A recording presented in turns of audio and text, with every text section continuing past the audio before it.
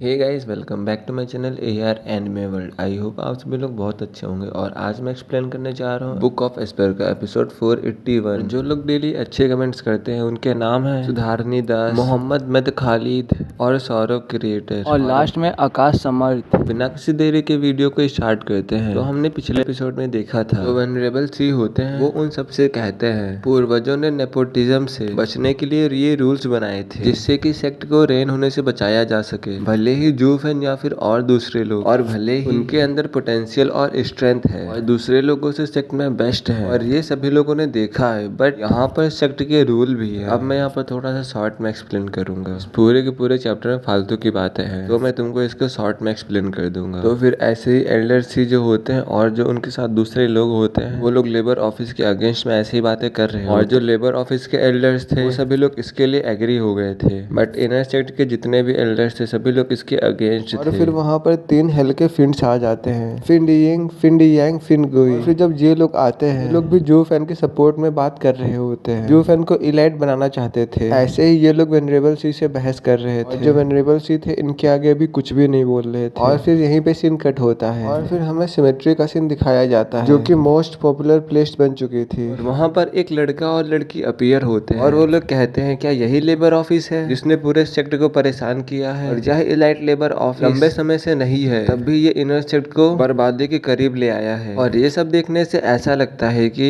किसी अमीर ने ये सब कुछ किया है। ये सब कुछ एक 17 साल की लड़की बोल रही होती है। और फिर जो उसके साथ में एक लड़का होता है वो कहता है सिस्टर यू जुआन, आप सही कह रही हो। हाँ, भले ही वो अमीर होगा बट उसने इनर सेक्ट से फाइट लेने की कोशिश की है और ये समय उसको सबक सिखाने का है। और जो ये प्लेस है ये सिर्फ लेबर्स के लिए है, और एक बार जो यहाँ पर आ जाता है वो यहाँ से कभी भी बाहर नहीं जा पाता है। और यहाँ पर कोई भी इलाइट बनने की वर्दी नहीं है। फिर वो लोग कहते हैं तुम लोगों का मैनेजर कहाँ है? और इलाइट यूजुआन और चीफ एंग यहाँ पर आए हैं तुम सभी लेबर्स को टीच करने के लिए। और फिर जो लोग डोर्स के पास ट्रायल दे रहे थे वो सभी लोग पीछे घूमकर इनको देखने लगते हैं। और जो वो 2 लोग थे उनको कोई भी फर्क नहीं पड़ता है क्योंकि वो दोनों ही सेक्ट के इलाइट्स थे। और फिर जो गुइहू और भी जो लोग होते वो वहाँ पर आते हैं चलते हुए। और जो गुइहू और ये दोनों थे ये लोग एक दूसरे को जानते थे। और फिर जो वो दोनों होते हैं वो कहते हैं तुम ग्रैंड एडिटर के डिसिपल हो और तुम यहाँ पर क्या कर रहे हो? और फिर जो गुइहू होता है वो कहता है हाँ, छोटी सी मिस्टेक की वजह से उन्होंने मुझे यहाँ पर डाल दिया, बट ये जगह भी कुछ कम नहीं है। यहाँ पर अभी बहुत ज्यादा रिसोर्सेस है और ये लेबर ऑफिस बहुत सारी अपॉर्चुनिटीज से भरा हुआ है। और फिर जब वो लोग ये बातें सुनते हैं तो इसको मॉक करने लगते हैं गुइहू को।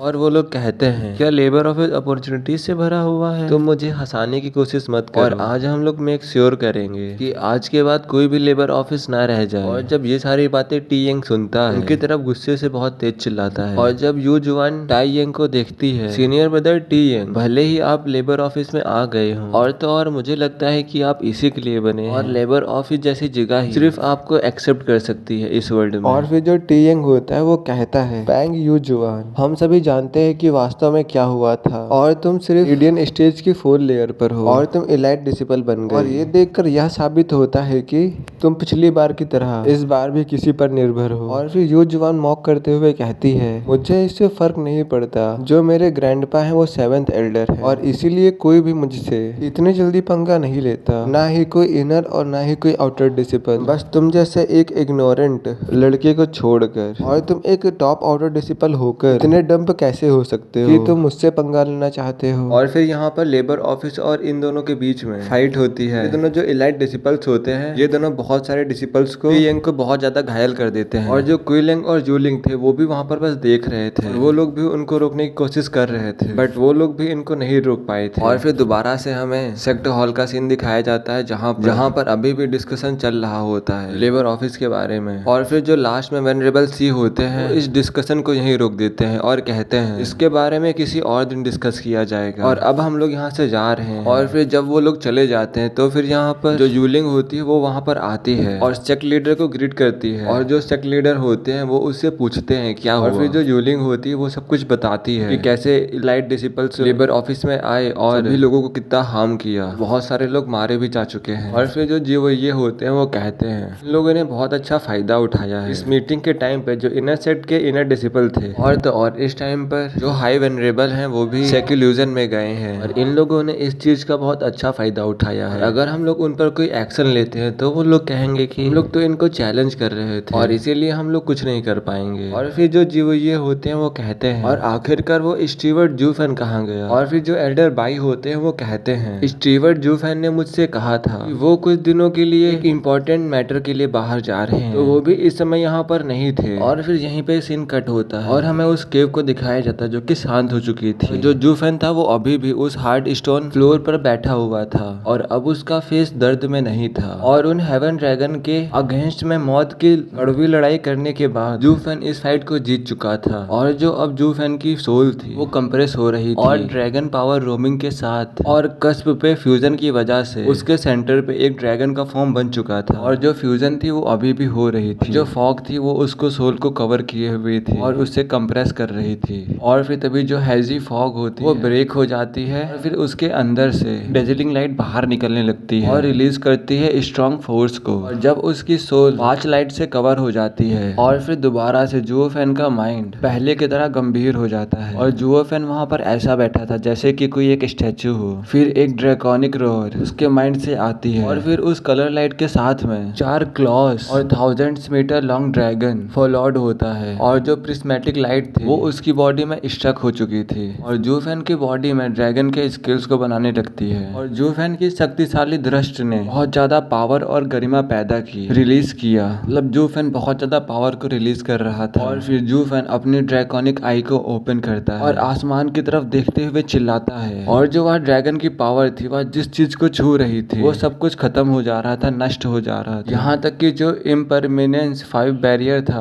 वो भी सेक करने लगा था। जो वो सभी एल्डर्स थे वो सभी बहुत ही ज्यादा शॉक में थे। और फिर जो एल्डर सी होते हैं वो कहते हैं सुनो, मुझे यहाँ पर लग रहा है जो वेनरेबल सी हैं वो 2 हैं, एक वेनरेबल है और एक शायद एल्डर। और मैं भी अभी इन दोनों के बीच में बहुत ज्यादा कंफ्यूज हो गया था। तो अब कंटिन्यू करते हैं। और फिर जो वो एल्डर सी होते हैं वो कहते हैं जो हेवन ड्रैगन सोल की पावर है वो बहुत ज्यादा अमेजिंग है और तो और ये बस अभी फॉर्म हुई है। और जो ये विसिसिट्यूड बैरियर है अभी तक इसलिए बना हुआ है because of earth dragon soul, earth dragon soul की वजह से बचा हुआ। और जो ये किड है सही में एक ट्रू जेम है। और फिर एल्डर जुआन हंसते हुए कहते हैं हाँ हाँ हाँ तुम सही कह रहे हो, ये मेरा पहली बार है जो मैं इस ड्रैगन सोल को पहली बार देख रहा हूँ और मैं ये जरूर कहूंगा ये ट्रूली एक वन माइटी फोर्स है। और फिर जो जूफेन होता है वो अपने आप में चेंज को देख के शांत हो जाता है और जो उसकी आंखें थे उस टूटी फूटी गुफा को देख रही और जो उसका फ्यूजन था वो सक्सेसफुली हो चुका था। जूफेन अपने आप में वापस आ चुका था और जो ड्रैगन सोल है वो जूफेन के सोल के साथ फ्यूज हो चुकी है और अब उसका फॉर्म ले लिया है। और अगर अब जूफेन की बॉडी किसी भी तरह से पल्वराइज, डिस्ट्रॉय और या फिर कुछ भी होता है उसकी बॉडी तो फिर जो जूफेन की सोल होगी वहां से उड़ जाएगी और दूसरे की बॉडी कैप्चर कर लेगी और इसे इथेरियल स्टेज की सोल एबिलिटी कहते हैं। और फिर स्पेस में रिपेल होने लगता है और जूफेन के डेंटियान से एक रेड ग्लो बाहर आने लगता है। फिर जो वो ब्लडी ग्लो होता है सब जगह चमकने लगता है और उसके टच में कोई भी चीज आ रही थी वह सब कुछ सड़ जा रही थी। और फिर जो जूफेन होता है वो मेडिटेशन करने के लिए बैठ जाता है। जूफेन ये देखना चाहता था कि